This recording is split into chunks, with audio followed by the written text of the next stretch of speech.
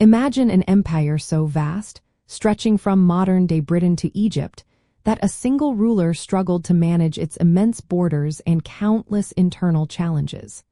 How could one person possibly hold it all together, especially when threats loomed everywhere? Diocletian tackled this colossal problem by dramatically restructuring Roman imperial power, establishing a system known as the Tetrarchy. He effectively split the Roman Empire into eastern and western halves, each governed by two rulers, a senior emperor called an Augustus, and a junior emperor known as a Caesar. This innovative approach was designed to bring more efficient governance and military responsiveness to every corner of the realm. The core reason behind this bold division was the sheer scale and complexity of the late Roman Empire. It faced constant military pressures on its frontiers, from Germanic tribes in the west to the Sasanian Persians in the east. Moreover, internal revolts and economic instability plagued the provinces.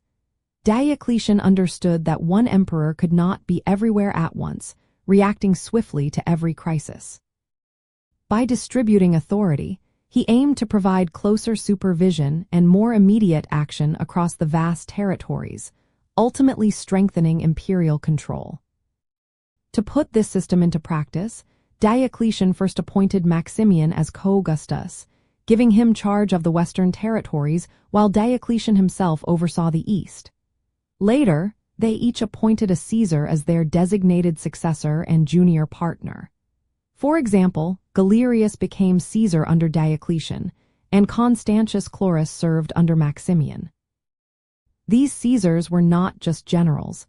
They were also trained in administration and expected to eventually succeed their respective Augusti, ensuring a smooth transition of power, rather than the bloody civil wars that had plagued the empire previously.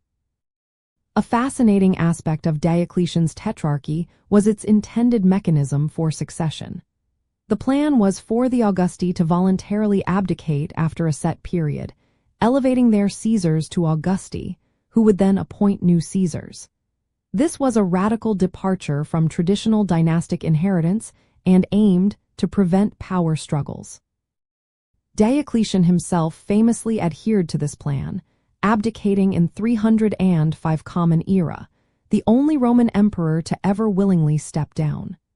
This visionary structure provided a period of stability and centralized authority that the empire desperately needed. Ultimately, Diocletian's division of power through the Tetrarchy was a monumental effort to stabilize a fracturing empire. It provided better defense, more localized administration, and a clearer line of succession, helping to restore order and rejuvenated Roman authority during a tumultuous period. Although the Tetrarchy eventually unraveled after his reign, its legacy forever reshaped the governance of the Roman world and laid foundational groundwork for the distinct Eastern and Western Roman empires. If you're into this, like, subscribe, and drop a comment.